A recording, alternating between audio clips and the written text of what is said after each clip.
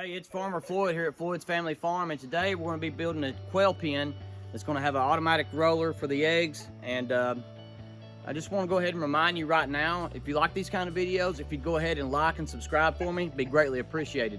But today we're going to build the quail pen, and I'm going to kind of design this thing as I go on the fly. And I built a few things, and I kind of got some ideas, but then again, nothing's permanent, nothing's sealed down what I'm going to do. So we're going to figure this out as I go. What I've done is I've cut these treated 2x4s at 5 foot exactly, but the thing was I was only able to get 10 footers at the local lumber yard.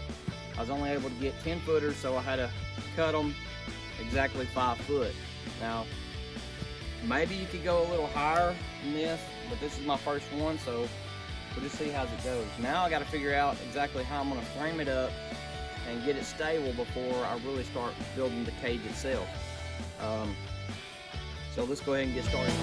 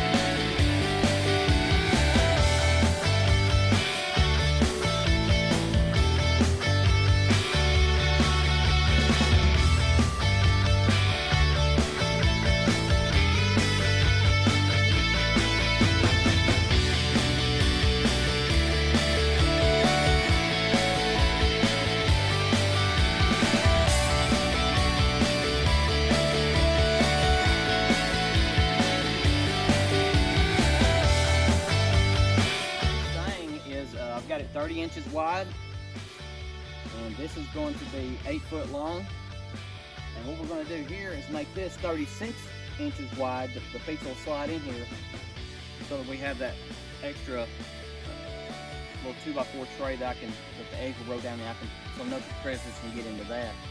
We're going to make it 36 inches long, and we're going to take and figure out how we're going to do a pitch on this roof to where the predators can't get in there too. We're going to reinforce some of this bracing and stuff like that. So just hang in there.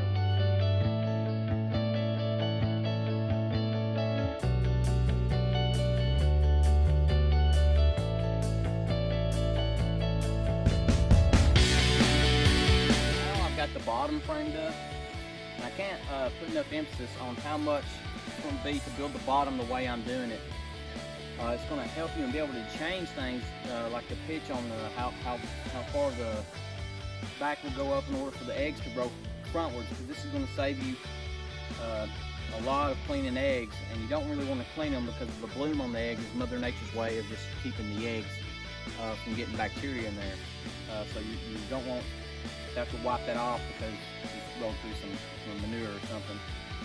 So especially if they just sit there in one spot, they kick them around, and they get pooped on and stuff, you know. You don't want that. So I really think this is important what I'm showing you here, is to build this way. We're going to go ahead and put this in here, get the wire on it, and then we'll start framing up the rest of it.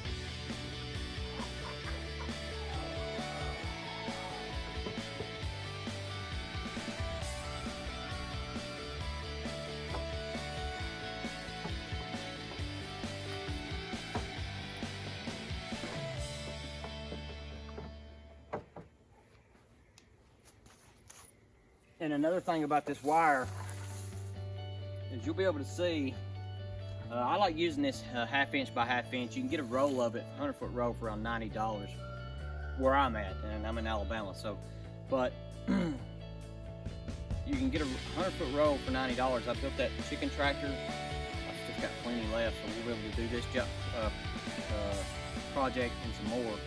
But you can tell by the wire, if you look on this side, the wire running this way is on top. But what you want is the wires that are running back and forth to be on top.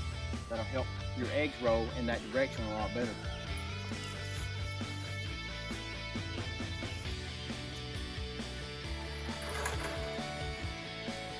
And another thing that I do is after I cut it, I know it may be a little bit of trouble, but these ends will have something sticking off where you cut up the middle. When I do cut one side, I cut up as close as I can to that line. And on the other side, I'll go back and trim those ones that are hanging off there. Just so your wife don't come out here and poke her head.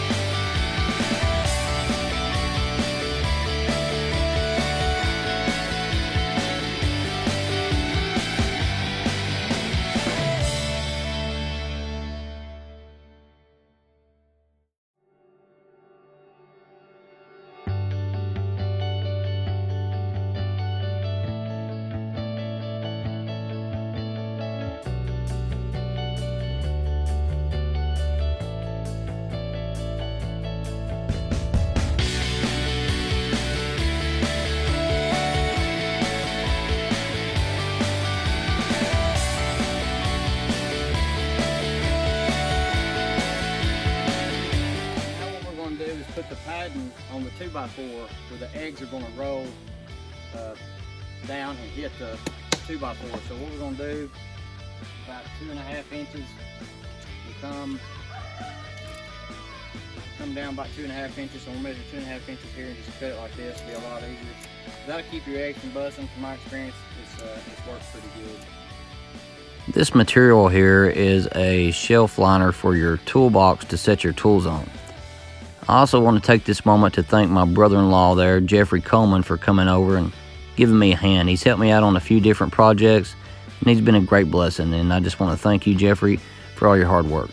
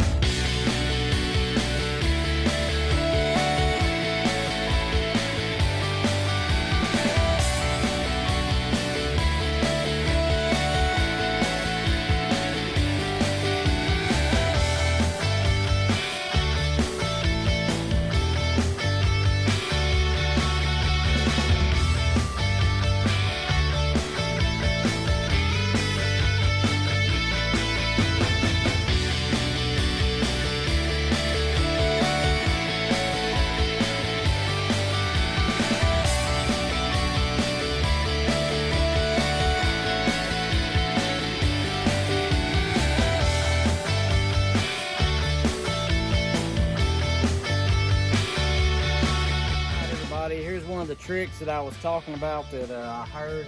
Now I don't know if it's going to work, but by the end of this video you will know. You take just a dab of dishwashing liquid, go around the outside of the pipe.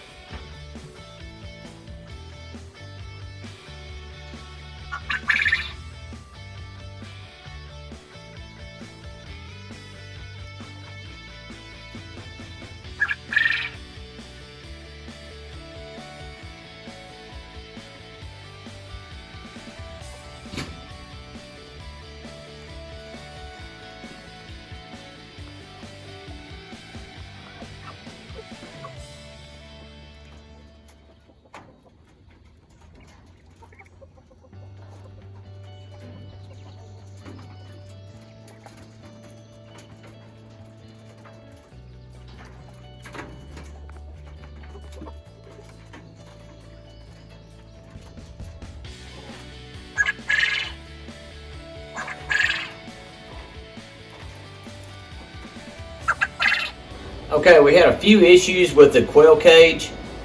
One was when I built the bottom, on the sides, there was still a spot for snakes to squeeze in and be able to get to the quail. So I took some, ripped down some 2x4s and put a couple of sticks in right there on the sides and the back side, all the way on all three sides. And that's going to prevent them from being able to get in there. And if I have to adjust the bottom, I can just take those screws out. 6 screws or 8, no big deal. The other issue is with the watering system. We did have a leak right where the valve turns. There was a small leak there, and with the cups I had to adjust them a little bit. I don't know if I put some Teflon tape on there, but I don't know if I put enough or not. So should I go around it once or a few more times? If you know anything about that, if you could leave some comments below and let me know how many times I should wrap it with the Teflon tape to give it a better seal. But this is Farmer Floyd saying goodbye, good night, and God bless.